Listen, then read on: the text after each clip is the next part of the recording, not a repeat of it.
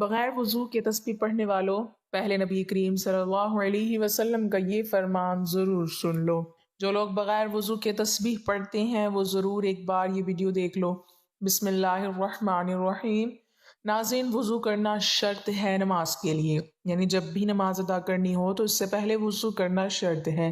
اب یہاں یہ سوال بھی اٹھتا ہے کہ ایک شخص کا وضو پہلے سے ہی موجود تھا اور اگلی نماز کا وقت ہو گیا تو کیا وہ پھر سے وضو کرے گا؟ تو جان لیجئے کہ اگر وضو کو فاسد کرنے والی کوئی کام یا کوئی چیز اس کے ساتھ رونما نہیں ہوئی اور اسے کامل یقین ہے کہ اس کا وضو قائم ہے اور اگلی نماز کا وقت شروع ہو گیا، تو اس کے لیے اسے وضو کرنے کی ضرورت نہیں ہے۔ لیکن یاد رکھیں کہ قرآن کریم کی تلاوت کے لیے وضو کرنا شرط نہیں ہے۔ ایک شخص بغیر وضو کے بھی چلتے پھرتے اور اپنے روزمرہ کے کام کاج سر انجام دیتے ہوئے قرآن پاک کی تلاوت کر سکتا ہے، لیکن یاد رکھیں کہ قرآن پاک کو چھونے، پکڑنے اور قرآن سے دیکھ کر تلاوت کرنے کے لیے وضو شرط ہے۔ البتہ اگر آپ کو وہ صورتیں زبانی یاد ہیں جو آپ پڑھنا چاہتے ہیں یا تلاوت کرنا چاہتے ہیں تو پھر ان کو زبانی پڑھنے کے لیے یا تلاوت کرنے کے لیے وضو کرنا شرط نہیں ہے۔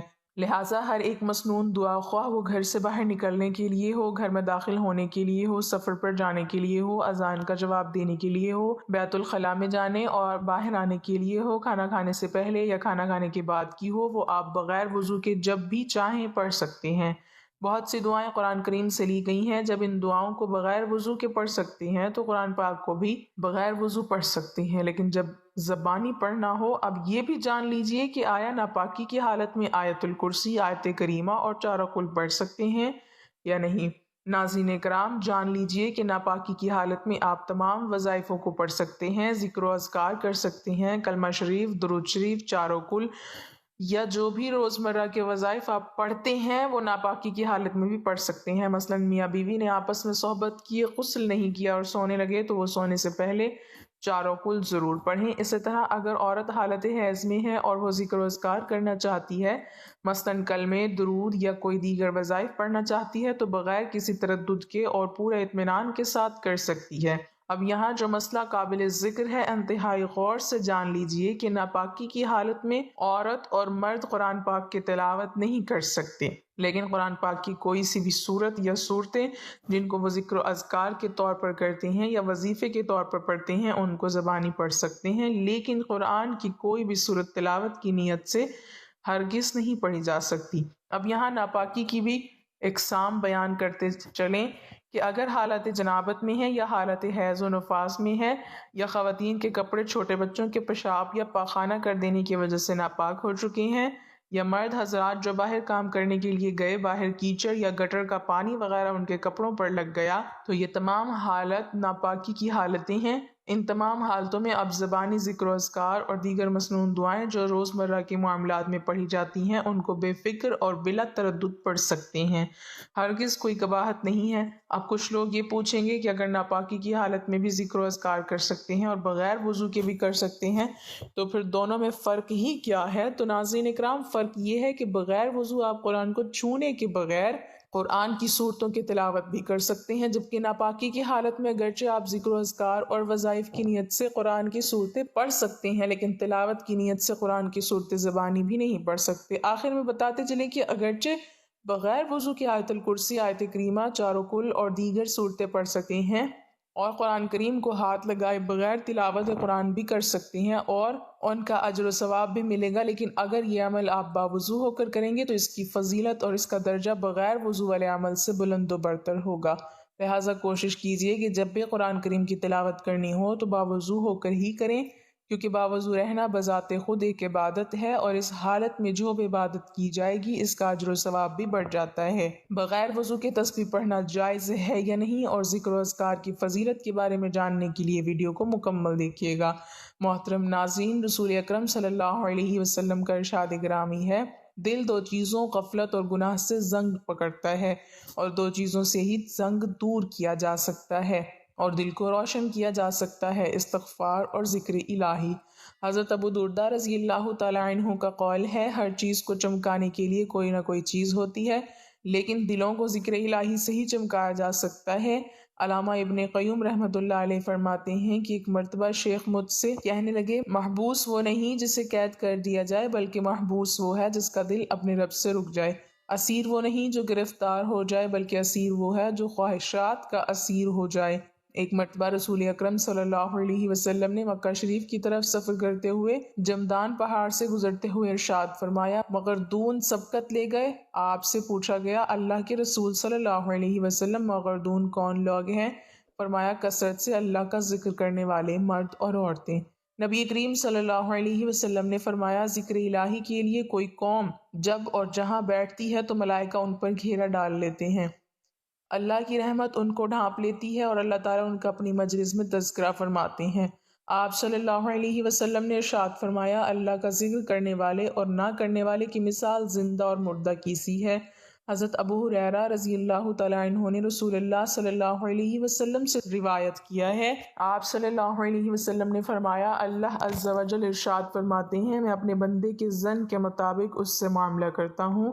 جب مجھے یاد کرتا ہے میں علم کے لحاظ سے اس کے پاس ہوتا ہوں، اگر مجھے دل میں یاد کرے تو میں دل میں اسے یاد کرتا ہوں، مجلس میں یاد کرے تو میں اس سے بہتر مجلس میں یاد کرتا ہوں، میری طرف بالشت آئے تو میں ہاتھ برابر آتا ہوں، ہاتھ بھر آئے تو میں 2 ہاتھ برابر قریب آتا ہوں، چل کر آئے تو میں دوڑ کر آتا ہوں۔ مسجد شریف میں ہے، رسول اللہ صلی اللہ علیہ وسلم نے ارشاد فرمایا، جب تم جنت کے باغات سے گزرو تو وہاں سے کچھ کھایا کرو۔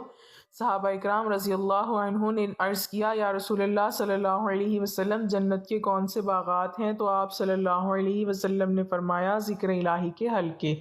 ذکر الہی سے اللہ جل شانہ ذاکر کے لیے جنت میں درخت لگا دیتے ہیں۔ حضرت عبداللہ بن مسعود رضی اللہ تعالیٰ عنہ سے مروی ہے کہ رسول اللہ صلی اللہ علیہ وسلم نے فرمایا، معراج کی رات ابراہیم علیہ السلام سے میری ملاقات ہوئی تو فرمانے لگے، اے محمد، میری طرف سے اپنی امت کو سلام دینا اور کہنا، جنت کی زمین بے نہایت اعلیٰ ہے اور اس کا پانی بھی میٹھا ہے اور بے نمکین ہے، مگر وہ صاف چٹیل میدان اور اس کے پودے ہیں۔ سبحان اللہ، الحمدللہ، لا الہ الا اللہ، اللہ اکبر۔ ذکر الہی سے جو انعامات حاصل ہوتے ہیں وہ دیگر اعمال سے نہیں ہوتے۔ حضرت ابو ہریرہ رضی اللہ تعالیٰ عنہ سے مروی ہے، رسول اللہ صلی اللہ علیہ وسلم نے فرمایا، جو شخص روزانہ 100 مرتبہ لا الہ الا اللہ وحدہ لا شریک لہ لہ الملک ولہ الحمد وہو علی کل شیء قدیر پڑھے، اسے 10 غلام آزاد کرنے کا ثواب ملے گا۔ 100 نیکیاں اس کے نام اعمال میں لکھ دی جاتی ہیں اور صبح سے شام تک وہ شیطان کے شر سے محفوظ رہتا ہے، اور اس کے اعمال سے بڑھ کر کسی کا عمل افضل نہیں ہوتا، اللہ یہ کہ اس سے بڑھ کر کوئی عمل کرے۔ اور جو شخص دن میں 100 مرتبہ سبحان اللہ و بحمدہ کہے، اس کے تمام گناہ خواہ وہ سمندر کی جھاگ کے برابر ہوں معاف ہو جاتے ہیں۔ حضرت ابو موسیٰ رضی اللہ تعالیٰ عنہ سے روایت ہے کہ رسول اللہ صلی اللہ علیہ وسلم نے ارشاد فرمایا، اللہ تعالیٰ کا ذکر کرنے والے اور نہ کرنے والے کی مثال زندہ اور مردہ کی مثال ہے۔ عبداللہ بن بصر رضی اللہ تعالیٰ عنہ فرماتے ہیں، ایک شخص نے عرض کیا، اللہ کے رسول صلی اللہ علیہ وسلم، اسلام کے احکام کی مجھ پر کثرت ہو چکی ہے، لہٰذا آپ صلی اللہ علیہ وسلم مجھے کوئی آسان سی چیز بتا دیں جس پر میں عمل کرتا رہوں۔ آپ صلی اللہ علیہ وسلم نے فرمایا، تیری زبان ہمیشہ اللہ کے ذکر سے تر رہنی چاہیے۔ حضرت جابر بن عبداللہ رضی اللہ تعالیٰ عنہما فرماتے ہیں، میں نے رسول اللہ صلی اللہ علیہ وسلم سے سنا، آپ صلی اللہ علیہ وسلم نے فرمایا، افضل ذکر لا الہ الا اللہ ہے اور افضل دعا الحمدللہ ہے۔ رسول اکرم صلی اللہ علیہ وسلم نے فرمایا، جو قوم اللہ کا ذکر کرتی ہے تو فرشتے انہیں اپنے گھیرے میں لے لیتے ہیں اور رحمت انہیں ڈھانپ لیتی ہے اور ان پر سکونت نازل ہوتی ہے۔ اللہ تعالیٰ بطور فخر ان کا تذکرہ اپنے فرشتوں سے کرتا ہے جو اس کے پاس ہوتے ہیں۔ آپ صلی اللہ علیہ وسلم نے ارشاد فرمایا، جو لوگ اپنی مجلس میں اللہ کا ذکر نہیں کرتے اور نہ ہی اپنے نبی محمد صلی اللہ علیہ وسلم پر درود بھیجتے ہیں تو ایسی مجلس باعث حسرت اور نقصان دہ ہوتی ہے۔ اللہ اگر چاہے تو انہیں عذاب دے اور اگر چاہے تو معاف کر دے۔ محترم ناظرین، بغیر وضو کے تسبیح پڑھ سکتے ہیں؟ یہ تسبیح پڑھنے کے لیے وضو کرنا ضروری ہے۔ اسی طرح ایک اور سوال بھی کیا جاتا ہے کہ کیا بغیر وضو ہم تسبیح کو چھو سکتے ہیں اور اسے ہاتھ میں پکڑ کر ذکر و اذکار کر سکتے ہیں؟ یہ تسبیح ہاتھ میں پکڑنے کے لیے، چھونے کے لیے وضو کا ہونا ضروری ہے۔ دیکھیں، بغیر وضو کے تسبیح پڑھنا، ذکر و اذکار کرنا، یعنی سبحان اللہ، الحمدللہ، اللہ اکبر، لا الہ الا اللہ، استغفر اللہ، سبحان اللہ و بحمدہ، سبحان اللہ العظیم، اللہ کا ذکر کرنا، تسبیحات کرنا اور اسی طرح درود پاک پڑھنا، یعنی اللہ رب العالمین کی یہ خاص رحمت ہے ہمارے اوپر کہ اس نے اپنا ذکر کرنے کے لیے اور اپنے محبوب علیہ الصلوۃ والسلام پر درود و سلام پڑھنے کے لیے وضو کا ہونا یہ شرط نہیں رکھا، یعنی اللہ کی یہ خاص رحمت ہے کہ ہم بغیر وضو بھی رب کا ذکر کر سکتے ہیں، تسبیحات پڑھ سکتے ہیں، حمد و ثنا کر سکتے ہیں، درود و سلام پڑھ سکتے ہیں، یہ بالکل جائز ہے۔ اور اسی طرح تسبیح کو ہاتھ میں پکڑ کر ذکر و اذکار کرنا، تسبیحات پڑھنا، یہ بھی شرعاً بالکل جائز ہے۔ بغیر وضو اس کے لیے بھی وضو کا ہونا ضروری نہیں ہے، البتہ تسبیحات، ذکر و اذکار یا پھر اسی طرح درود و سلام یا باوضو ہو کر پڑھنا افضل ہے، بہتر ہے، لیکن شرط نہیں ہے۔ بغیر وضو بھی اللہ کا ذکر کرنا، حمد و ثنا کرنا، اسی طرح درود و سلام پڑھنا، یہ شرعاً بالکل جائز ہے۔ بغیر وضو بھی آپ پڑھ سکتے ہیں اور تسبیح ہاتھ میں لے کر بھی پڑھنا جائز ہے۔ اگر کسی شخص پر غسل واجب ہو چکا ہو یا بے وضو ہو تو ایسی حالت میں بھی ذکر کیا جا سکتا ہے، اس میں شرعاً کوئی حرج نہیں۔ البتہ جنابت کی حالت میں قرآن کریم کی تلاوت نہیں کی جا سکتی، خواہ زبانی ہو۔ ناظرین، اس کے ساتھ نماز کا اہتمام لازمی کریں گے کیونکہ نماز پڑھنا ہر مسلمان مرد و عورت پر فرض ہے۔ اللہ تعالی ہم سب کو 5 وقت نماز باجماعت ادا کرنے کی توفیق عطا فرمائے۔ اللہ تعالی ہم سب کو سمجھ کی توفیق عطا فرمائے۔ دعا ہے کہ اللہ تعالی میرا سنانا اور آپ کا سننا اپنی بارگاہ الہی میں قبول اور منظور فرمائے، آمین ثم آمین۔ ناظرین، کمنٹ باکس میں اللہ تعالیٰ کے 99 ناموں میں سے ایک نام ضرور ٹائپ کریں۔